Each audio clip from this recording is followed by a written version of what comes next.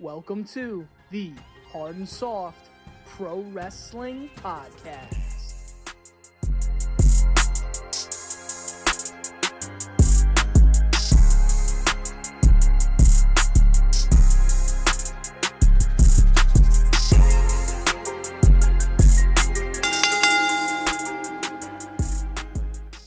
Yo.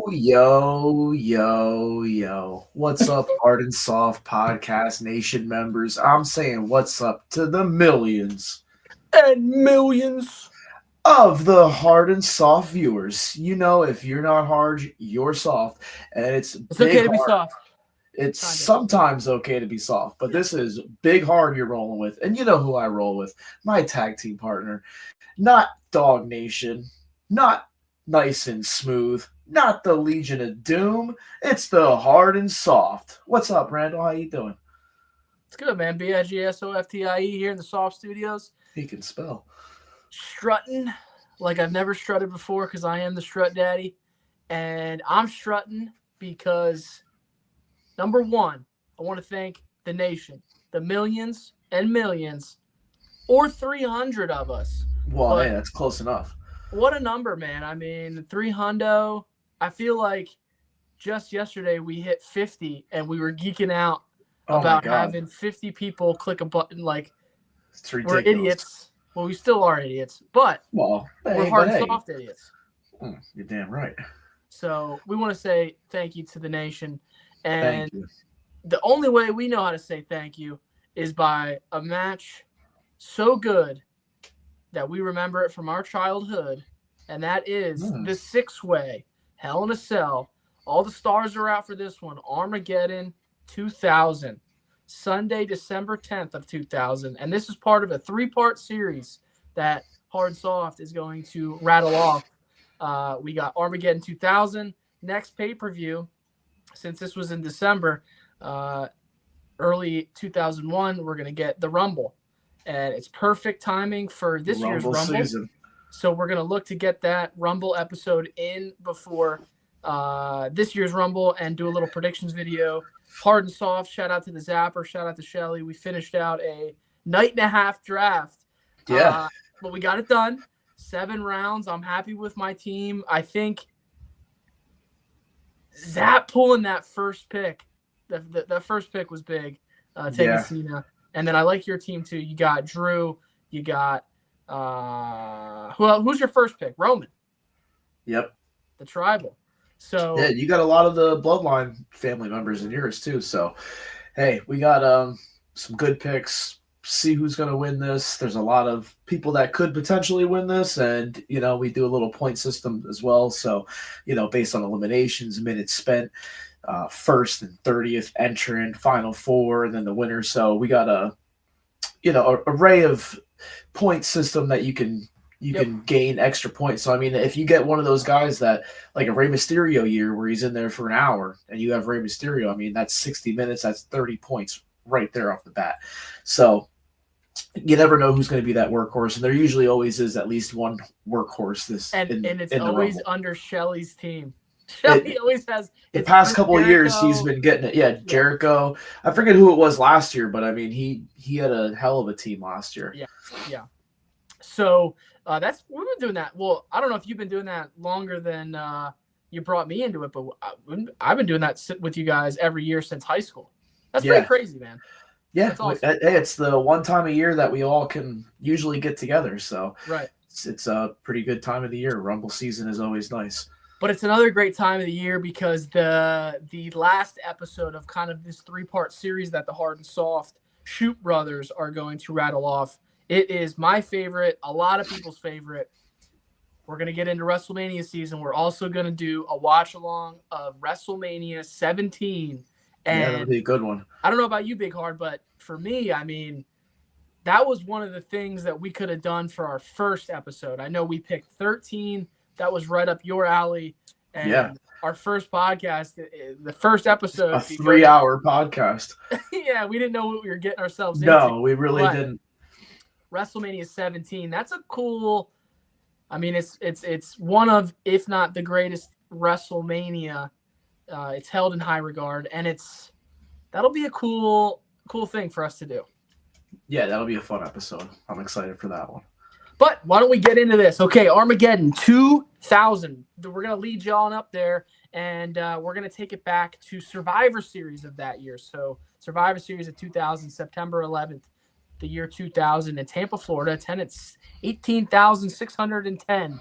And it had, of course, the greatest commentary team maybe of all time, Jim Ross, Jerry the King, on the call for that pay-per-view. So the 6 guys that are going to be in this Hell in a Cell, right? How do we get here? If you look at Survivor Series, they're all intertwined. So you have Rock versus Rikishi. They kind of have this long-standing feud.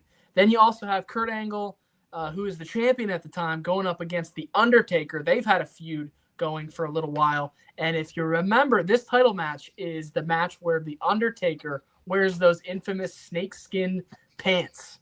Oh, those are some beauts.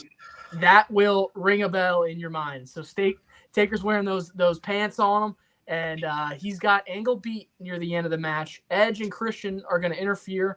Angle climbs out of the ring and then under the ring, and a body double who comes out to be, I don't know, Shoot brother, but maybe a work brother, rolls in the ring, replaces him. And his work brother or Shoot brother, it's up for debate. I think it is the Shoot brother. Okay, gets last righted. I think so. And after he gets last righted, the Real Angle climbs in, gets the pin by roll up, and Taker's like, what the heck just happened? What is going on here? Then we got the main event of that pay-per-view, Triple H versus Steve Austin. Now, during this feud, you had Triple H lead Austin to a parking garage where I guess it's supposed to be Rikishi was the driver, and this is where Austin gets hit by the car in the parking lot. I did it for The Rock. Goddamn, what a story. I love it. And this match that we get into in Survivor Series is a no DQ match, and it's another visual that every wrestling fan can probably recollect. Austin drops Triple H that's in a car from a skylift. So BigHard, you think Austin knew how to drive that skylift before the red light was on, or no? You know what? I think I heard that all the vehicles that he drove, he really didn't even he didn't know what he was doing. He just got in and did it. I mean, the thing where he filled Vince's car up with the cement, I think that was the first time he did it. The Zamboni. Well, goddamn, God, how do you play it? Goddamn, I guess I'll just do it live.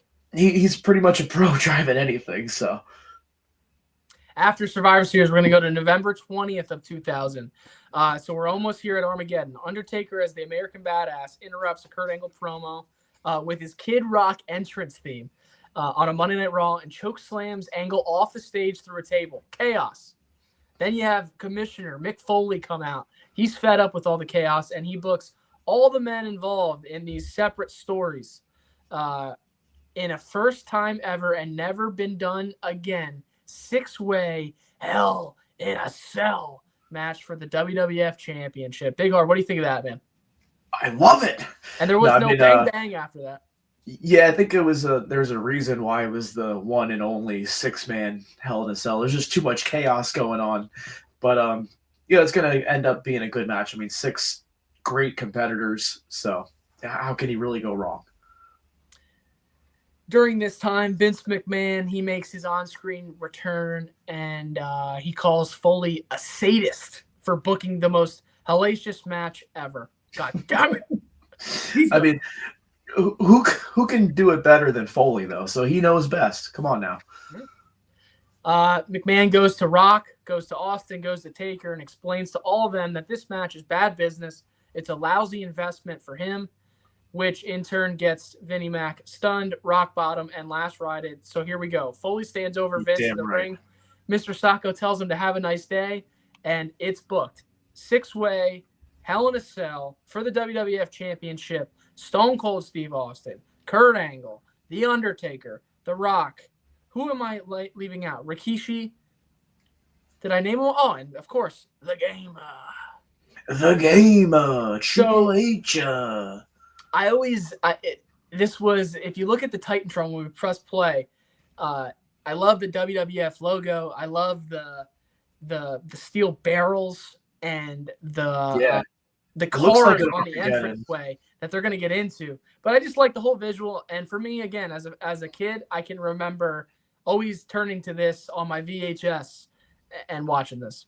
Yeah, I mean, it's great pay-per-view, great match, some good spots, a really good spot for Rikishi. And yeah, can't wait to put this on, man.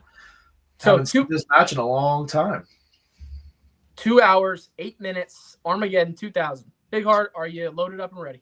I am loaded up and ready. My peacock is out.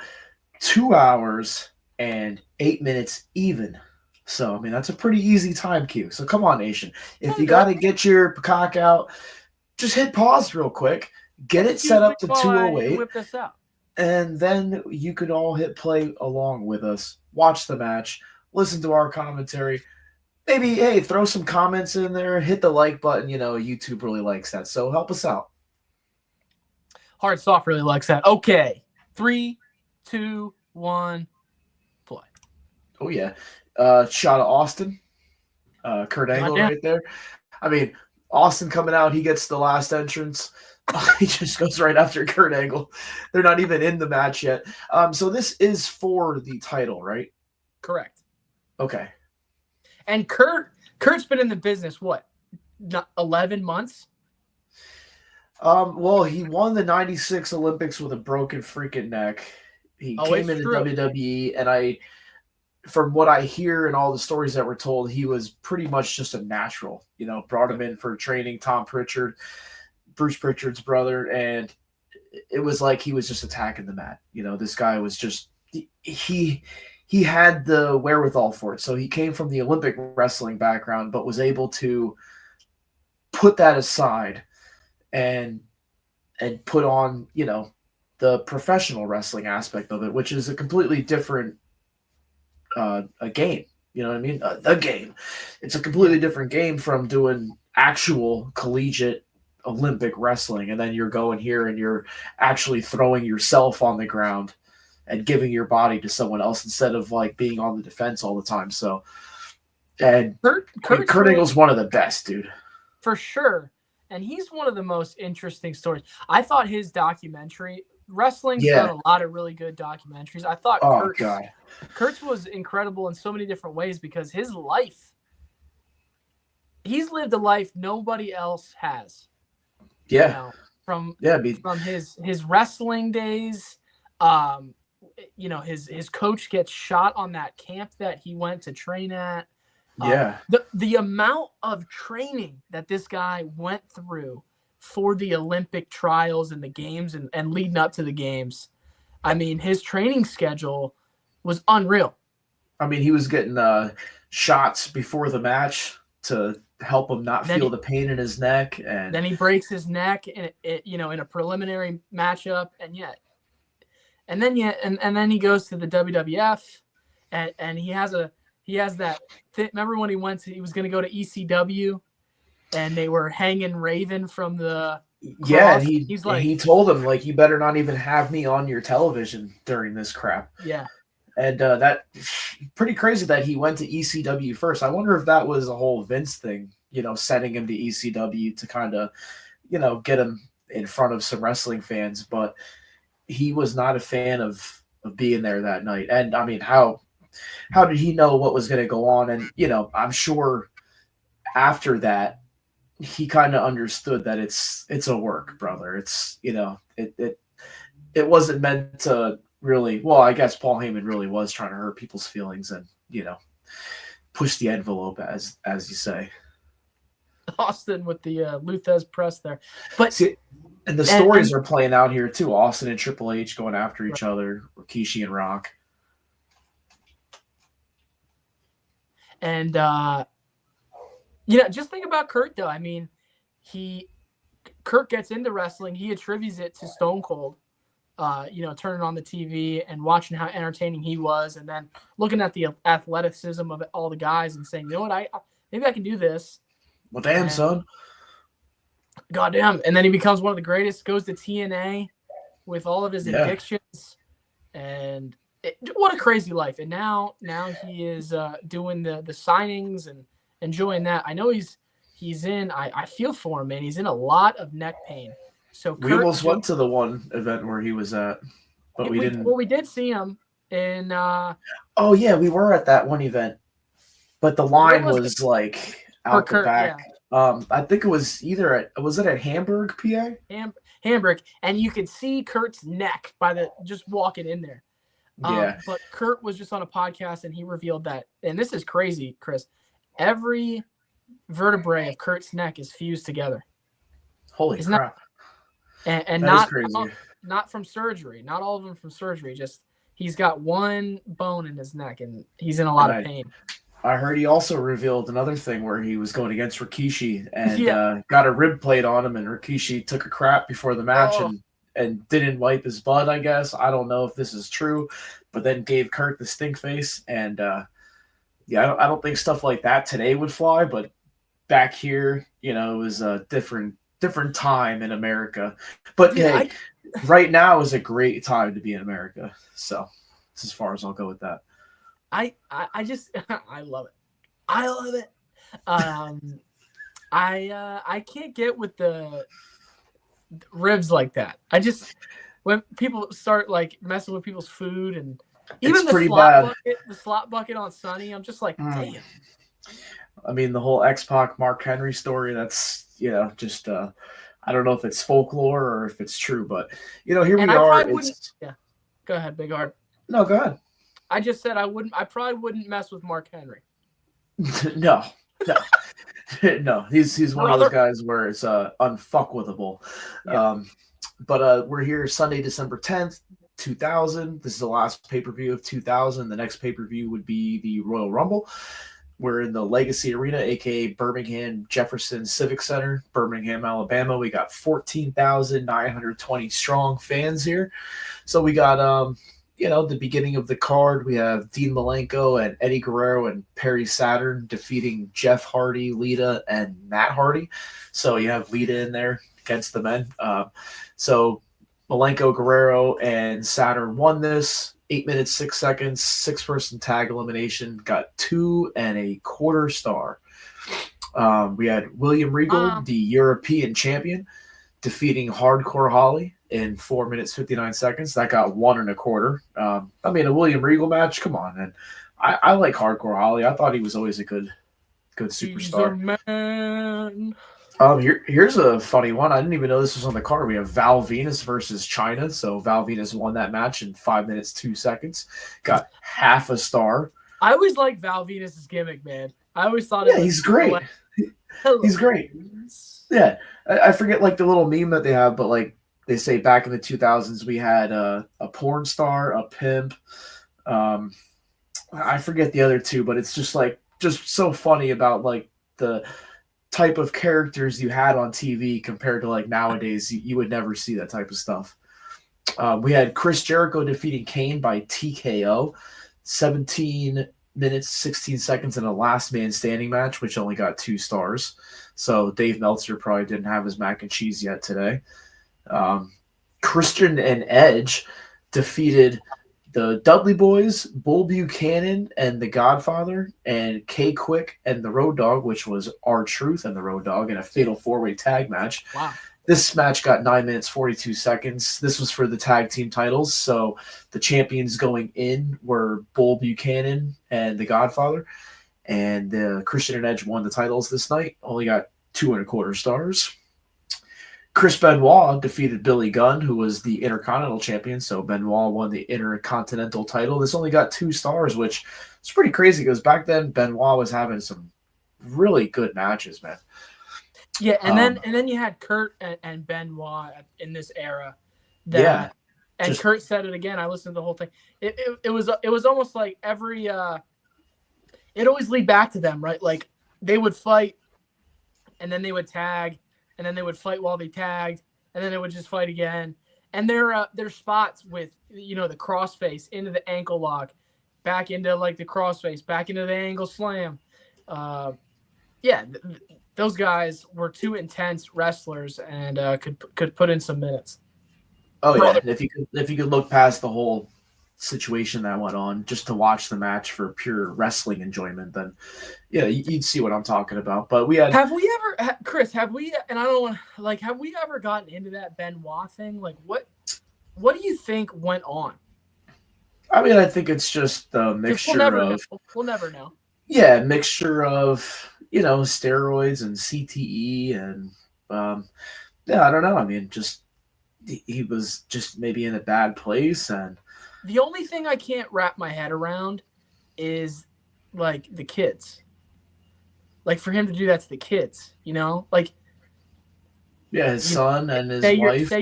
Say you like Eddie just died, and you could. We've watched enough documentaries to know that really affected a lot of people, and specifically Chris Benoit. So you have the death. They were really good friends.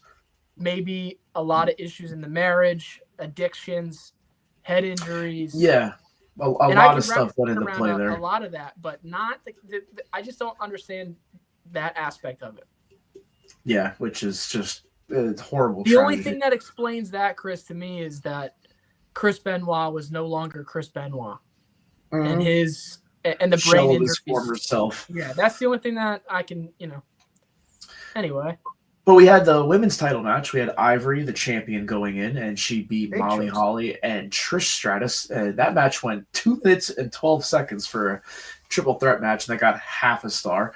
So up to this point, we had 7 matches, and the highest, there was 2 high ratings of 2.25 star. So Meltzer was not a fan of this pay-per-view, but to be honest, I think I like things that Meltzer is not a fan of more, because his star rating is just a bunch of bullshit anyway. If you have a 5-star rating system, you can't go higher than 5 stars then. If it's 1 through 5, you don't go higher than 5. And then when you get to 6, and then you go to 7, and then like from there, like how do you judge anything then? And the fact that Kurt Angle never had a 5-star match is just just mind-boggling. And I know that this is not a 5-star match, but this match got 4.5 stars. And it's just a complete debacle and melee going on. Dave was ahead of his time when it comes to shock media. And that's obviously what his channel is. And I'm not hating on it. It's just, it flashes back a couple episodes ago. What was it? Kenny Omega's return match was greater than Shawn and Triple H's when Shawn came back at Survivor. So all right, SummerSlam. That is Dave trying to pop a story, pop a headline, and I mean that's his business. So he's trying to make some money. That's his business, man. To be honest, though, I will say on Dave's behalf. Oh, hold on a second here. We got this is like a totally weird spot. Like, why is Vince McMahon, Gerald Briscoe, and Pat Patterson backing up, and they're standing on the back of this pickup truck that has a bunch of looks like mulch, sawdust in the back? Yeah. Why are they clearly backing this up mattresses or something? So I guess the whole point of it is to hook up a chain and tear the door off of this. Here's my only I'm gonna try to break logic here. So doesn't Vince McMahon just have a key to this lock? I mean, he is the owner of the WWF at this time. He's got to puke. So he busts the door open, and then he has the truck back up again. So, I mean, I know it's for the spot. But if you're trying to put reason into this, what is the reasoning? Okay, so he wanted to get the door off. Okay, he got the door off. Take the truck back out. No, he backs it back up. Okay, and now he's hooking up the chain to the cage. Yeah. Now, imagine being the guy in the office where Vince is on the other line, and he's like, "Hey, Steve, I want you to call AAA Construction and see if they can't bring a mulch truck back and have one of their drivers, he can eat catering, God damn it, and get him down here. See what's the mulch for? Oh, here comes Mick Foley. Here goes Mick Foley to stop it. No, I said no mulch in this match. Get out of it. Like, what is going on here? It doesn't even make any sense at all. But, I mean, I get it. It's for the spot. See, back then, I know Vince and all this stuff going on now, but back in this era, and till today, name a better heel Now, than I was Vince just going to ask McMahon you, that Chris, got more people over being a heel and not even a wrestler. That's a tagline that every fan says. Do you actually believe that Mr. McMahon, the wrestler, the character, was the greatest heel of all time? I can't think of a better heel. I mean, we could name heels all day. CM Punk, he was a great heel. Sean, great Flair. heel. Never Flair. Got this many people over. Flair. People love Flair though, so it doesn't matter if he's a heel or not. People loved him back in the day anyway. They didn't want to hate him. That's so true. Nobody Eric Bischoff tried to be like a Vince McMahon. Never got there. Like, there's not one person in the crowd that wanted to be like. What about a heel today? Like, who is one of the greatest heels today? MJF. Yeah, for even sure. Him even him at his best is nowhere compared to this, because Steve Austin was that guy and Vince was the boss, and you could relate to that. You wanted to go into work and give your boss the finger and give him the Stone Cold Stunner, and Austin did it. But it's still real to me, damn it. Oh, look at they're fighting in Armageddon here. I like the lighting too. Zoom in on the blade spot.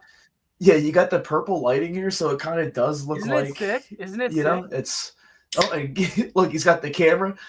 Oh, this is a good spot actually with the boom camera. I like that. Triple H flies off the car, boom camera right to his face, and see, that's one of my favorite things Stone Cold does is that knee and elbow drop, and that's Bret Hart right there. Oh, good spot there where Triple H lands on the white truck and tries to put The Rock just missed Kurt Angle's head there. Oh, Jesus. You know what's funny? Two things. Taker was just talking to Devon Dudley on a podcast, and he says that The Rock always liked to whip Taker's ass in front of the Titantron. and when Rock was whipping his ass, he wasn't even looking at Taker. He was looking at himself. He's checking himself out, looking at the Titantron. Now, I was listening to Tommy Dreamer. Ooh. And he was doing this is a podcast back in the day during COVID. And he was on two rappers podcasts actually. And he was saying he was bringing back up. He was bringing back up, what a guy. He was bringing back up Paul E. and working with ECW, but also the conspiracy of working with the WWE. And Dreamer said that he never believed it, but one of the first things that really spooked him was he had a match with somebody where they had a spot. It was in the main event. They had a spot on like a Friday night or whatever. And ECW would air at like 2 a.m. Like it was going to air the next week or something like that. And they did a spot where Dreamer was going to take the camera out of the cameraman's hands and hit someone in the face with it. Like it was never done before. And the thing that clicked in Dreamer was he got word that somehow The Rock and Austin were going to do it at the pay-per-view. So he was like, that's not a coincidence. Vince and Paul are working together, and that spot that I just did popped and worked or whatever. And Vince wants to use it right away. Like he was like connecting the dots there. Yeah, the crazy thing is back then Vince had the gumption of, funding these guys, because Paul Heyman, as much as they were doing good stuff and groundbreaking wrestling and, just dark stuff and gritty, grimy, but they weren't really bringing in the money, especially to pay these guys. And there's so many guys that worked, like Tommy Dreamer, like you just said, worked for months, maybe even years without even getting a paycheck, just because he believed in it. He believed in the ECW, and Paul Heyman was receiving checks from Vince the whole entire time. I'd like to hear an interview, and I know they've been open about it, but I'd like to hear like Paul really sit down and talk about that time on like how he had to swerve his locker room, because he couldn't come out and say, yeah, we're working together, because the whole thing was the revolution. The whole thing was anti-WWF. We got Austin busted open, Triple H busted open, The Rock busted open. I don't think Kishi's busted open yet. I'm still waiting to see Taker and Angle and see if all 6 men eventually are going to get busted open in this match. Oh yeah, it's a lot of blood. Kishi's got to go on those mattresses soon. Especially with Kishi with that blonde hair, the blonde hair looks great with the blood. Dude, Kish was up and coming at this time, man. Yeah, I still think I think it's out of the realm now. I think it's too late to do it, but I still think it would have been cool during the Jimmy Uso Jey Uso feud if Rikishi would have came in and done something like, just maybe cut a promo, just, you guys are brothers. You know what I mean? Like, come on, we're family. You got to get past this. Just something like that. But I don't think it ever happened. In the Hall of Fame? I don't think so. Is there heat with him in the WWE? I think there was maybe at a time because he's pretty vocal online about stuff, but I think that's all past. Okay. Austin busted. Triple H busted. Yeah, Rock busted. Rock busted. I guess if you would make a bet with me in the beginning of this match, if all 6 are going to get busted open, yeah, I'd probably have to say yes. To bet on the bingo card. Dad, they're all bleeding. See, they don't do this spot anymore, really, the monkey flip, because it kind of is. It is unrealistic, the whole. Get my Scotty Too Hottie hat. Oh man, Scotty Too Hottie. Jesus, I like those memes too, where it's like, don't tell me you like rap music if you don't know who this band is, and it's too cool. Sitting there. They were great back in the day. Like that guy, oh, that's a radioactive barrel right there. Yeah, like what's in that? Is that methylamine? It's a nuclear weapon. Oh my God. Stop the damn match. He's got a family. So, have you ever heard of the conspiracy? Jolly Green Giant? Speaking of WrestleMania 17, coming up in the Hard and Soft episodes, have you ever heard of the huge conspiracy of WrestleMania 17? I don't know. What are you talking about? Speaking of Tommy Dreamer, ECW. Now, we all know that Paul was working with Vince the whole time, and this started to come to light around, WrestleMania time, and ECW went out of business. And before it did, Paul Lee was already commentating with the WWF. So think about it in Dreamer's aspect. Dreamer was funding portions of ECW, not taking WCW and WWF contracts for $750,000. He stayed with ECW, not making any money because he believed in it. And then you got the boss who lied to you. He joins the WWF. Tommy said that when he left ECW, he was in a dark placement, and it was half serious, half not. I think Tommy really was considering it actually at the time. Dreamer was going to buy a ticket to WrestleMania 17, and he was going to walk up to Paul and shoot him.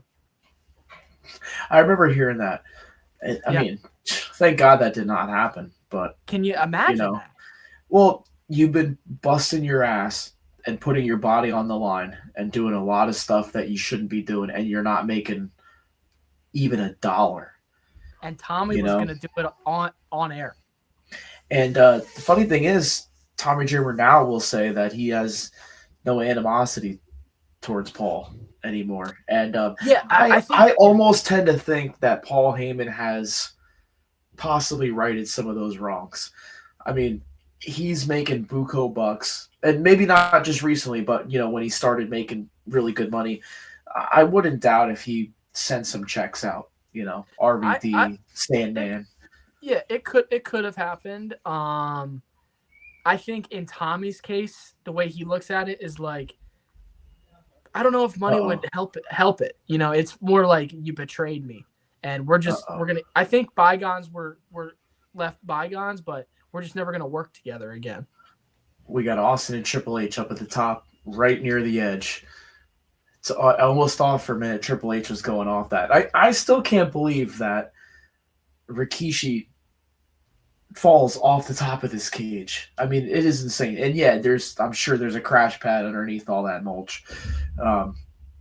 but still, well, he just got a stunner on the top. On top of the cage. So they must have reinforced this because we all know what happened with Mick Foley and Undertaker, where he threw him off the cage. Then he comes back on top of the cage wanting more, gets the choke slam, and the spot where he threw him off the cage was planned, but that choke slam where he fell through the cage was not planned. And he said that was even worse. And, as JR was saying, my God, he's broken in half. I mean, Foley could have died right there in the ring that day, and he said that it was basically a tribute to Undertaker not being able to lift him up as high as he usually would for somebody, getting him up here, whereas Foley's, 300 pounds, so he could only get him up to here, and he didn't do a full rotation. And Mick was compromised from the bump he took through the table. He was lethargic, and his shoulder was. He wasn't able to get up either, and he wasn't able to get up. And we got 4 people on top of this cage right now. That'll be an episode this is for just sure. Insane. I'm surprised we haven't done that. Well, actually, shout out to my boy Currency from the SV Dub Nation. We see him when we go to the watch parties. He actually wants to get on an episode eventually, and that is the match that he picked. So I guess we're gonna have to line that up. Line that up, BigHard. I'm gonna try to line that up. The hardest guy But we got 4 people on top of the cage. Well, Triple H is now climbing back down. He's like, yeah, I got to get the hell out of here. I'm not doing this. And I'm surprised. Oh, yeah.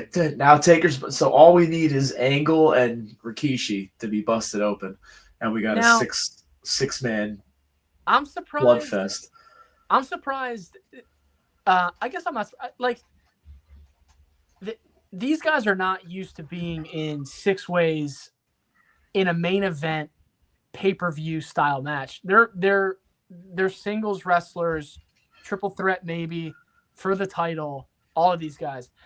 So if you notice, like, the spots are not lined up to they're not how like a TLC or a 6-man would go. And how is Rikishi even climbing up? How is Rikishi climbing this cage, man? So the Rock is trying to get him to stop. I did it for the Rock. He's just ain't no pretty face. No. He has some balls for doing this spot, man. I'll tell you. I don't care if there's a crash pad there or not. You could miss it. You could completely miss it. You could hit the edge of that pickup truck, the parts that are sticking up on the sides. You could easily hit that, and you're done. You are done. Broken neck, possibly death. And back then, when they were doing chair shots to the head, it was kind of like spoken word that if you put your hand up, you're done for. Like, you're gonna get one even harder after that, and you don't see that today. I mean, I think the last time I saw a chair shot to the head was Shawn Spears hitting Cody Rhodes in AEW, and he hit him the wrong way, and the top of the chair flew off. Cut him. Yeah. Mark Briscoe just did it to Jack Perry. Oh yeah, and that was a big controversy, but it was probably gigged, man. I'm sure that thing was gigged. There's something about the chair shot to the head that is still such a dagger in the like in professional wrestling. Think about, shout out to the archives, the big one, Taker versus HBK. The bump by HBK ahead of his time through the table, the blood, the bumps off the cage, the tombstone, and still the finish was the mega chair shot at the end where, lays him out. If it's done, I guess you could never do it again in the WWE for maybe legal reasons or backlash or something like that. But if it's done sporadically, I think it should be allowed. I mean, like I said, we saw that Cody Rhodes one in AEW, and it was like, holy crap. Like, because you haven't seen it for over 10 years. If we're being honest, it's not the chair shots that give these guys concussions. Now, back in the day, if you're taking one every night, but it's the superplexes and the Irish and the ropes and taking bumps. It jolts you, man. It's not necessarily the big chair shot. We're getting close to the spot here. We got Taker and Rikishi on the top of the cage. Now, Rikishi's stumbling to the back of the cage. He's pretty much lined up for this. Another punch by Taker. His foot's on the edge. I just love the zoom out shot with the fans. Uh-oh. Here we go. And he doesn't even get him with a choke slam. He just pushes him backwards. Everyone come up. Look at the fans. Oh, dude. Great spot. And honestly, the way that the mulch is, it's probably only like a 10-foot, 15-foot drop. But I'm telling you, I'm not going to take that. I'm not taking that bump. Keish was in there. Look at Austin. Look at Rock. Letting it sink in. Keish, he's sitting down there like, it's done. Yeah, and they're probably all looking like, holy crap. Like, now, because it wasn't just a normal sized person taking this. This is Rikishi. He's a big guy. If that's AEW, Kishi hulks up right there and climbs back up. Oh, he would have kipped up, came in, done a Canadian Destroyer and a Hurricane Rana. Now you got Rock and Austin. Austin and Rock. And this is the feud, man. I mean, if you want to watch a wrestling promo video, or not a promo video, but just a match hype video, you go back and watch the hype up video for Rock and Austin, Limp Bizkit playing in the background for WrestleMania 17. And I'm telling you, I could still watch it to this day. And I need it, Rock. When I need it more than ever. When Austin, more than you could ever imagine. Austin hits Rock's beer and it puts his hand back like this, and he looks at Austin and he hits Austin's beer and it flies out of his hand, and they just going at it. I mean, it is so good, dude. So good. Dude. It's people's elbow. It's me on the bus to my high school baseball game, putting eye black on, listening to my iPod Touch My Way by Limp Bizkit. Oh, Triple H stops the people's elbow. And we got who's the referee in there, Randall? Good old Earl Hebner. I took a pee-pee with him. I was gonna say, I believe you peed next to him. I looked at him though, not him. Oh, okay. I respected him, and I didn't talk to him. Not while he's peeing. Yeah. No. So hey, I just got to see some of our buddies at a wrestling event this past weekend. I got to see Ghostbuster Joe from Dudes at Ringside. Great guy. Got to see ABJ, Anthony Blackwell Jr., another great guy. And then I got to see the tantalizing one, Tantalizing Tony. Was he tantalizing? I'm telling you, he was so damn tantalizing. It wasn't even funny. I'm telling you, I didn't want to bug him the whole show because he was doing a lot of video stuff, and I was going for a beer, and I saw him coming out of the crowd and talked to him for a couple minutes. And I mean, he's just a great guy. I said to him, I said, me and my brother met you 2021 or 22 for AEW Full Gear. We met you in the lobby, got on your video with you. I said, and back then you had pretty many subscribers, but you're up to like 20,000 right now. And I said, you are honestly one of the nicest guys that you can meet in this business. Said, you're blowing up. I said, I've seen you in pictures with Nick Khan, with Triple H, with the mayor of Canada. He told me the mayor of Canada called him, asking him when he's coming back. He's the YouTube champ. He's looking for Tantalizing Tony to come back to Canada. He is the man. I love that guy. But he was there hyping stuff up. I even saw a guy that I played disc golf with at the show, and he pointed out Tantalizing Tony. He said, how does that guy not have a deal with this wrestling promotion? I said, dude, he's bigger than this wrestling promotion. Like, he is the man. I wanna look up that video when we walked by him and he had his full camera crew at the Prudential Center. It was so good. That was so funny. So cool, man. I can't believe that night was fun. Angle got the pin? He just got the pin? Great heel back. I just missed the finish. Stuff. Classic heel stuff. I just missed the finish. Who do you pin? I think he put the hand on Rock's chest. So the Rock was down. He put the hand on, got the pin. First done. Kurt Angle was the champion, and going into the Royal Rumble, he was still the champ. Royal Rumble's going to be next, so hopefully you guys are ready for a 60-minute Royal Rumble match. One of the best. I love 2001. Stone Cold Steve Austin only got to win it 3 times.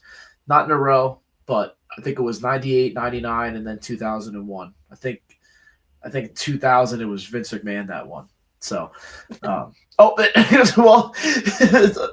Angle celebrating with the title. Austin comes and gives him a stunner. Well, hell yeah! You have the notes for the notes ready for 01? I sure do. Oh, Just gotta send them over to you. Got to type them up.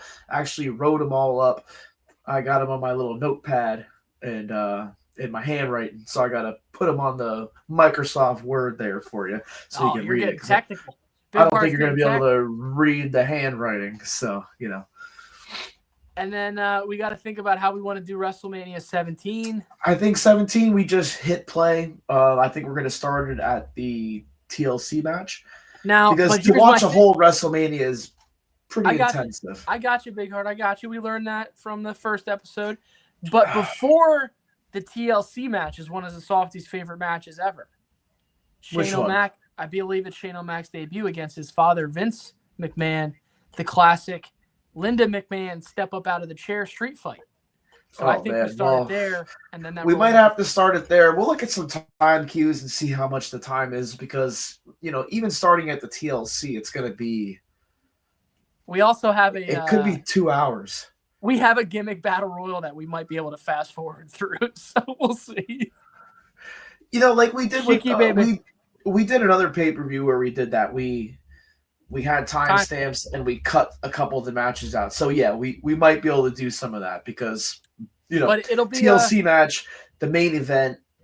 I forget the other matches in between, but I forget what was before the main event. I'll have to go back of what card. Okay, Mania 17. Maybe we try to get a couple special guests involved in Mania 17. It's a big episode for us. But we'll figure it out, BigHard. Nation, if you would like to try to get on an episode with us for WrestleMania 17 watch long, leave a comment. Let us know. We're always open to having people come on with us. We like a new point of view. We're pretty easygoing guys. We might even know you in person. Shout out to SVW.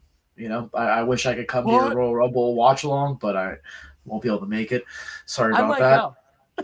Well, hey, if you do, more power to you. You know what I mean? But I'm hoping to bring in those dollars for winning our little draft pool. So be honest. Did you have your picks written down? No, I didn't. I had a full Excel sheet. There was 4 names pretty much at the top of the list. Yeah, for sure. I think it was Cena, Rock. Oh, no, not even Rock. You picked Rock first, but it was like Cena, Roman, Punk, and McIntyre were pretty much, I think, top 4 names. Yeah. For this Rumble.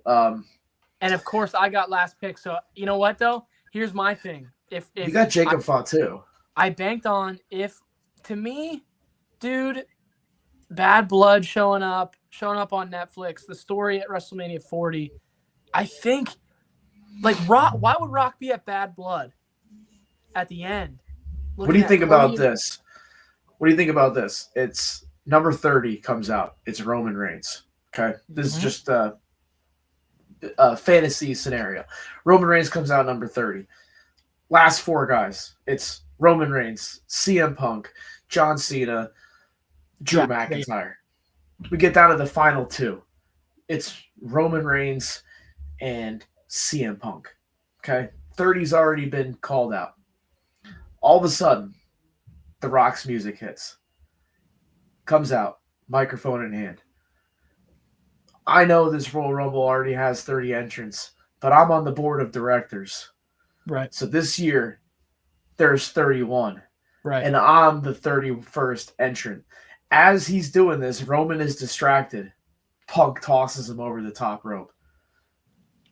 Rock comes in, throws Punk over. Right. Storytelling from 2014 when Punk was so pissed that he had to drop that title to The Rock for his feud with John Cena. Rock, at that point, if that would happen, Rock could even lean into the camera and look at the camera and go, turns out my arms are big enough to box with God. And go to black. I think Rock coming in after, like, at 31 would be way more Exactly. Well, and that's why I'm just like, dude, it's got to be. And if it is, I'm going to take my first pick as Rock because I'll get 5 for the surprise, right? I'll get 5 for 31. So I'm like, and well, actually, you only get 5 for 1 and 30. So if there's a 31, you don't get anything extra for that. But if he wins, the Rumble rule book says first and last. Well, if you're not first, you're last. I guess maybe that does count. That will be pretty crazy, though. And we're gonna get into it. BigHard on our. Go ahead, BigHard. Well, I was gonna say there's already 30 people, and then all of a sudden, a minute and a half goes by, and the last 2 people are fighting, and all of a sudden the 10-second countdown starts. Yeah, and it's like because you're not expecting it. Now you're upset that you didn't get the Rock. But now all of a sudden in the crowd it's 10. No, and it's like, oh my god! Pop. Like if that happens, that's Pop City, baby. Pop City. City. The only thing is, you want it to you hope that it puts heat on Roman and Rock as Roman's the good guy. I see that happening, but the only thing that's in the back of my mind, dude, like when you look at Wrestler of the Year, D-Bry had that one year, CM Punk had that one year.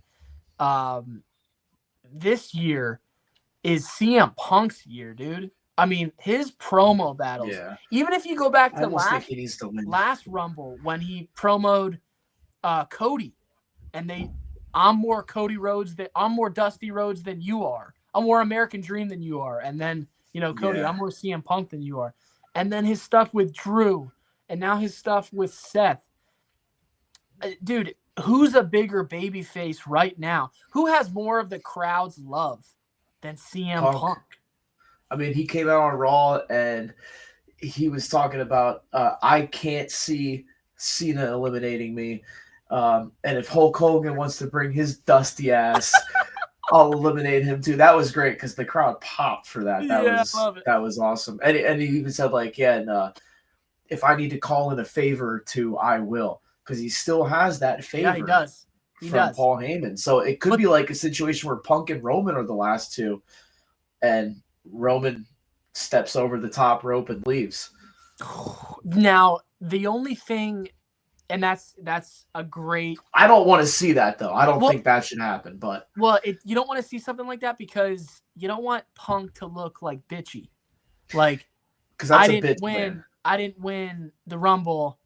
I'm cashing in my favor. I want your spot. Like that's the crowd will turn on him for that, in my opinion. But it's a great little hook. There's so many, dude. And we're gonna do the 2001 Rumble and really get into our predictions of what we think a little bit closer to next Saturday's PLE. I still want to say pay-per-view, but it's got a shot. I mean, the stories that are being told in that ring. You don't need surprises. I think we might get 1 or 2 with Rock or maybe Brock, but I believe in Joe Hendry. You could, but again, when you look at the 92 Rumble, you go in there and you're like, wow, there's 9 Hall of Famers. Well, you're gonna go to the 2025 Royal Rumble and be like, that's exactly what it is. There's 12 Hall of Famers in the ring right now.